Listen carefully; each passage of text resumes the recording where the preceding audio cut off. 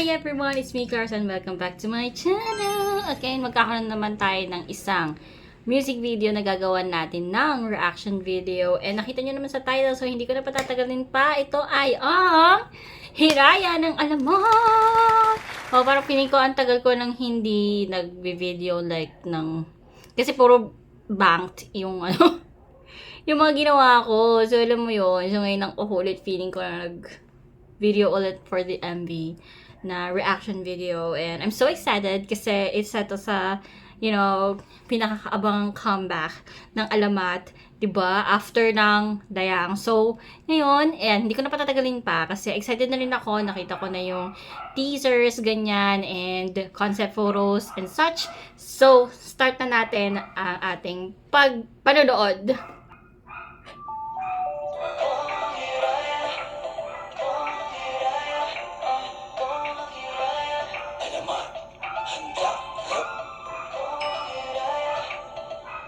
Isa-isa talaga yung ano nila, names. Pakilala yarn. Ang cute ng ano, setting. I like the setting. Ang cute nun. It's fun. Ang colorful naman. Ang things.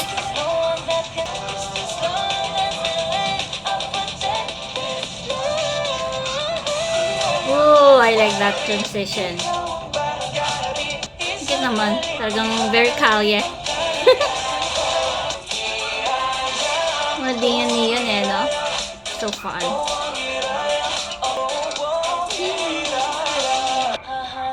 I feel like it's more in aesthetics na vibe. May transition din. Ang cute. Puro ano, transition and colors. It's so fun.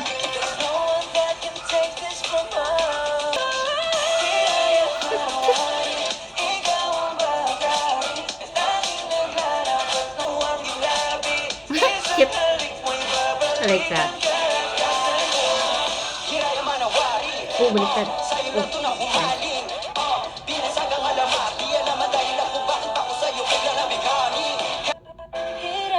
Hey, cute mga transition. Whoa, it's nighttime.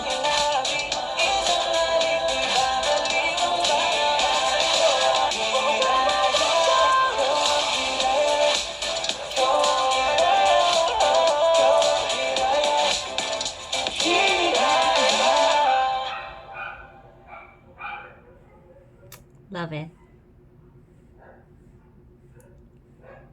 Yan, may mga ano, mga gumawa.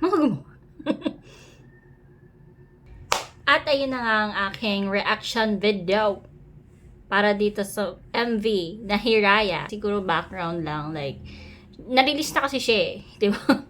Few days before. So, parang wala na akong masyadong, parang finil ko na siya paulit-ulit, on repeat ko na siya. So, yung MV na lang. What I can say about the MV is, talagang more on colors talaga siya, you know. I think it's, parang mas tinarget yung aesthetics na feels, ganon, and actually maganda yung pagkaka-edit. I think I like, siguro yung the best na nakita ko doon was more on the transitions and yung paglitaw talaga ng mga colors na neon, and you know, yung mga sumisigaw na kulay, and yun, maingay din yung aso. Thank you. Ayun, so hindi ko naman naririnig yung aso, pero yun, whatever.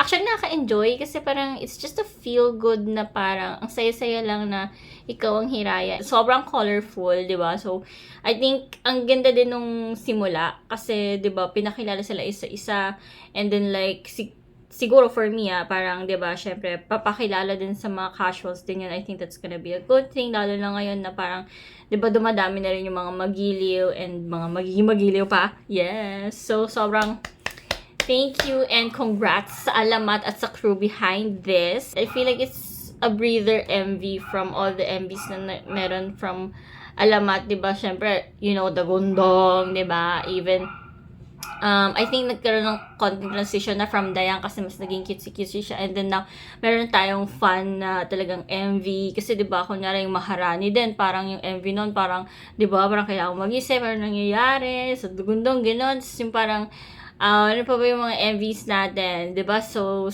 even sa Aswang ganyan, parang there's a lot of stories na nangyayari sa mga ibang mga MVs, 'di ba? Even Gayuma, yan, 'di ba? So parang ayun, parang fun lang.